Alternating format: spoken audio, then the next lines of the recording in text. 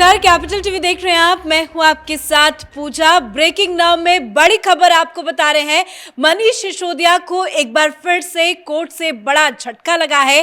दरअसल आज मनीष सिसोदिया की सीबीआई कस्टडी खत्म हो रही थी, जिसको लेकर आज दिल्ली के राउज एवेन्यू कोर्ट में सिसोदिया की पेशी हुई और जज नागपाल ने बड़ा फैसला सुनाते हुए सिसोदिया को एक बार फिर से न्यायिक हिरासत में 17 अप्रैल तक के लिए भेज दिया है। यानी कि अब 17 अप्रैल तक मनीष सिसोदिया को कोई राहत नहीं है, जेल में ही रहेंगे। तो शराब घोटाले में एक बड़ा झटका आज सिसोदिया को। और इस बड़ी खबर पे मेरे साथ न्यूज रूम से जुड़े हुए हैं कैपिटल टीवी के एग्जीक्यूटिव एडिटर राजीव जी। राजीव जी, ये सिसोदिया के लिए कितना बड़ा झटका माना जा सकता है? देखिए, सिसोदिया से ज्यादा बड़ा झटका अरविंद केजरीवाल के लिए है। सिसोदिया को तो झटका पर झटका लगता ही रहेगा, क्योंकि अब जेल से बाहर निकलना मुश्किल है मनीष सिसोदिया के लिए। उनके पास दो ही ऑप्शन हैं, जो दोनों ऑप्शन सीबीआई के तरफ से दिया गया है और दूसरी तरफ से जो जस्टिस नागपाल ने कहा स्पेशल कोर्ट में, उससे यह साबित होता है कि बिना अरविंद केजरीवाल का नाम बताए सिसोदिया को जमानत नहीं मिलेगी। जैसे आज जो दलील दी जाने लगी, उसके बाद एमके नागपाल ने क्या कहा? उन्होंने साफ तौर पर कह दिया कि important and vital role in criminal conspiracy, यानी कि जो पूरी की पूरी कॉन्स्पिरेसी रची गई है, उसमें सबसे महत्वपूर्ण भूमिका मनीष सिसोदिया को दिखाई जा रही है। और प्राइमा फेसी जो देखा जाए, प्रथम दृष्टया ये सारे सबूत हमारे पास है कि ये इस क्रिमिनल कॉन्स्पिरेसी के सबसे महत्वपूर्ण व्यक्ति हैं। और इन्होंने न केवल फॉर्मुलेशन में, यानी कि जो ड्राफ्ट तैयार किया गया इस एक्साइज पॉलिसी की, उसमें भूमिका निभाई है, बल्कि इन्होंने उसके इम्प्लीमेंटेशन में भी सबसे बड़ी भूमिका निभाई है। साथ ही इन्होंने जिस तरीके से 90 से 100 करोड़ रुपए का एडवांस पेमेंट दिया गया था, जो किकबैक अमाउंट की बात की जा रही है, उसमें मनीष सिसोदिया की बड़ी भूमिका है। जिसमें जो मनी का सर्कुलेशन हुआ, जिसका 20 से 30 करोड़ रुपए का पूरा गवाही है और कैसे किसको दिया गया इसकी भी जानकारी है। जैसा कि सीबीआई ने कहा कि हम जिस स्टेज पे पहुंचे हुए हैं, उसमें बड़े बड़े जो सबूत है अब सामने हाथ लगने वाले हैं। और अगर मनीष सिसोदिया को छोड़ दिया गया तो ये छोटे मोटे व्यक्ति नहीं हैं, डिप्टी सीएम रह चुके हैं। सबूतों के साथ छेड़छाड़ कर सकते, सबूतों के साथ छेड़छाड़ करेंगे। और जिन लोगों को, जिन अधिकारियों को अब हम पकड़ने वाले हैं और जिन अधिकारियों के माध्यम से नए सबूत दिखाई पड़ेंगे, वो सारे के सारे अधिकारियों को ये धमकी भी दे सकते हैं। क्योंकि जब कोर्ट में ये बात कही जा रही थी तो ये एक बड़ा सबूत दिखाया गया, जिसमें से 20 से 30 करोड़ की रकम की सर्कुलेशन की बात थी कि 3 व्यक्ति हैं इसमें। उसमें एक है विजय नायर, दूसरा है अभिषेक बोयिनपल्ली और तीसरा है दिनेश अरोड़ा। दिनेश अरोड़ा जो खुद अप्रूवर बन गया है, यानी सरकारी गवाह बन चुका है। दिनेश अरोड़ा ने सारी बात कही है और अभिषेक बोयिनपल्ली ने भी ये बात कही है कि किस तरीके से जब यहाँ पर ड्राफ्ट तैयार किया जा रहा था और साउथ कार्टेल को इसमें लाने की बात हो रही थी, जिसको साउथ ग्रुप ईडी में कहा गया है, उन लोगों के साथ बातचीत करने के लिए विजय नायर दक्षिण भारत में, यानी हैदराबाद में कुछ बैठक किया, कुछ बेंगलुरु में बैठकें की। और उसके बाद अभिषेक बोयिनपल्ली को यह जिम्मेदारी दी गई कि आप उन शराब माफियाओं से बातचीत करें कि कैसे इस ड्राफ्ट में चेंज किया जा सकता है, आपको कहां कहां प्रॉफिट मिल सकता है। लेकिन इससे पहले उन लोगों को प्रॉफिट मिले, उसके बदले पहले एडवांस में कुछ पैसा आम आदमी पार्टी को चाहिए। और उसके लिए अभिषेक बोयिनपल्ली ने कहा है कि 20 से 30 करोड़ रुपए की रकम हमने दिनेश अरोड़ा को दिया और दिनेश अरोड़ा के माध्यम से ये विजय नायर के पास पहुंचा। और विजय नायर कौन? आम आदमी पार्टी का कम्युनिकेशन हेड। अब विजय नायर जो दिन रात अरविंद केजरीवाल के घर पे बैठ के करता था, वो मनीष सिसोदिया के साथ जुड़ा हुआ है। यानी कि मनीष सिसोदिया सिर्फ इसलिए जेल के अंदर है क्योंकि वो एक्साइज डिपार्टमेंट उनके पास था, एक्साइज मिनिस्टर वो थे। अब अगर मनीष सिसोदिया ये बताते हैं कि एक्साइज डिपार्टमेंट तो मेरे पास था, लेकिन ये सारा का सारा जो एक्साइज पॉलिसी तय की गई थी वो सीएम आवास में बैठकर तय की गई थी। इसमें हमारी उतनी ही भूमिका है जितनी कि दूसरे अधिकारियों की है।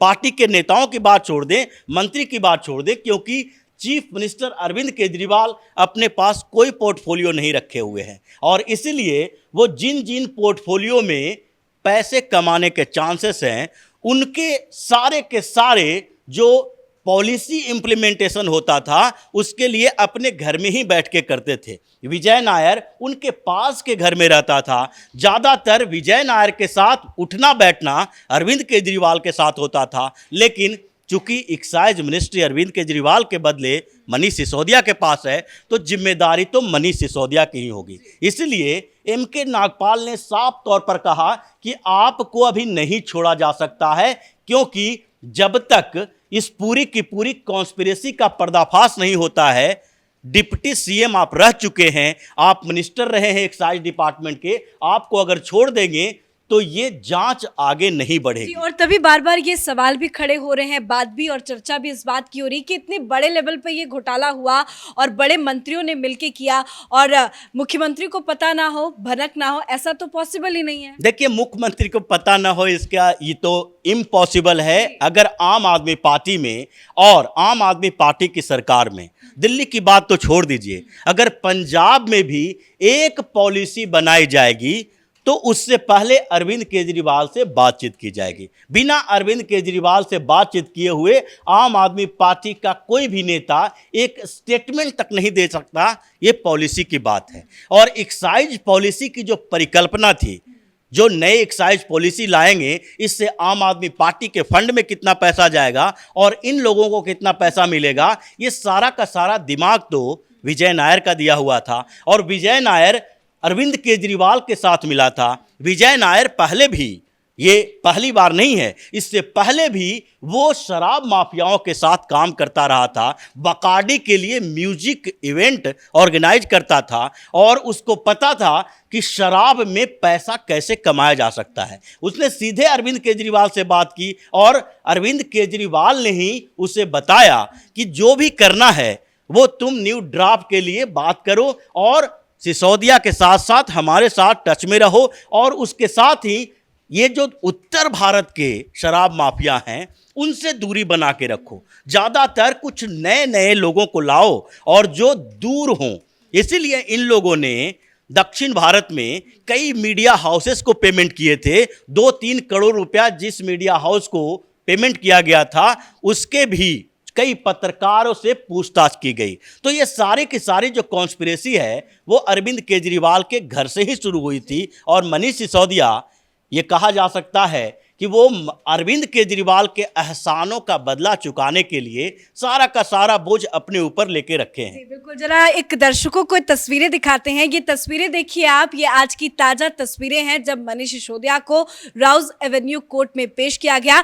पर इस तस्वीर में दिलचस्प बात यह है कि मनीष सिसोदिया जब भी कोर्ट में पेशी के दौरान जाते हैं हमेशा मुस्कुराते हुए नजर आते हैं। उनके चेहरे में मुस्कान होती है। उनको देखकर बिल्कुल भी ये नहीं लगता कि उन्होंने इतना बड़ा भ्रष्टाचार किया हो। उनके चेहरे में कोई हिचक भी नजर नहीं आती। ऐसी तस्वीरें हर दिन आती है, सोशल मीडिया पे वायरल होता है। मनीष सिसोदिया कोर्ट में पेशी के लिए जाते हैं, मीडिया वालों को थम्स अप करते हैं। क्या उनको देख के ये बताया नहीं जा सकता है कि उन्होंने इतना बड़ा घोटाला किया? इस तरह का रिएक्शन वो कैमरे पे क्यों देते हैं? देखिए, ये बेशर्मी की मुस्कान है, क्योंकि मनीष सिसोदिया को पता है कि उनके चेहरे पर सिकन आते ही लोगों को उनके ऊपर, और अरविंद केजरीवाल जो पूरे दुनिया में घूम घूम कर डंका बजाते रहते हैं कि वो कट्टर ईमानदार पार्टी है, वो लोगों का विश्वास टूटना शुरू हो जाएगा। ये लगना शुरू हो जाएगा कि ये अफसोस जता रहा है। इसीलिए ये बेशर्मी की मुस्कुराहट जरूरी हो जाती है, चाहे आप जितने भी बड़े घोटालेबाज हों। क्योंकि शराब घोटाला जो हुआ है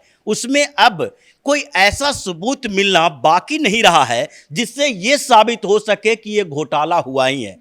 सरकार को भी नुकसान हुआ, 3000 करोड़ से ज़्यादा रेवेन्यू का नुकसान दिल्ली सरकार को हुआ। फिर भी ये लोग बेशर्मी से कह रहे हैं कि इसमें कोई दिक्कत नहीं हुई है, जबकि सारे के सारे इसके जो कार्टेल हैं, जिस तरीके से शराब माफियाओं ने गठजोड़ बनाया था, वो भी सबूत सामने आ गया है। होलसेलिंग प्राइस बढ़ाया जाना, प्रॉफिट मार्जिन बढ़ाया जाना, 100 करोड़ रुपया जो आम आदमी पार्टी और आम आदमी पार्टी के नेताओं को देने की बात थी वो भी हवाला के जरिए हुआ, तो ये आम आदमी पार्टी के नेता जो उछल उछल के कह रहे हैं कि एविडेंस कहाँ है, एविडेंस कहाँ है। एविडेंस तो पंजाब के चुनाव में जो आम आदमी पार्टी का खर्च हुआ है वहाँ है, गोवा के चुनाव में जो आम आदमी पार्टी ने बैग भर भर के पैसे भेजे हैं वहाँ है। ये हवाला कारोबार का पूरा एक्सपोज अभिषेक बोयिनपल्ली ने कर दिया, अरुण रामचंद्रन पिल्लई ने किया, विजय नायर भी कुछ बातें बता रहा है और दिनेश अरोड़ा ने तो पूरी की पूरी गवाही ही दे डाली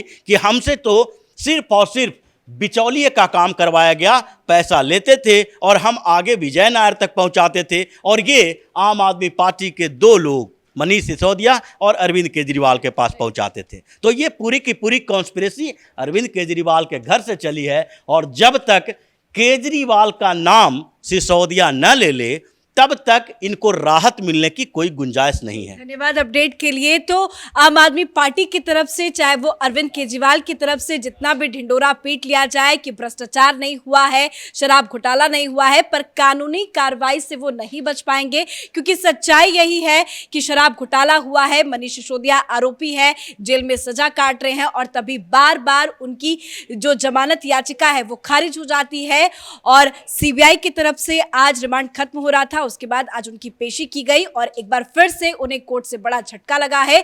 कोर्ट ने सीधा 17 अप्रैल तक मनीष सिसोदिया को न्यायिक हिरासत में भेज दिया है। अब अगला नंबर जरूर केजरीवाल का आने वाला है। इस बड़ी खबर में मेरे साथ फिलहाल इतना ही। कैमरा पर्सन रवि के साथ मैं पूजा, कैपिटल टीवी।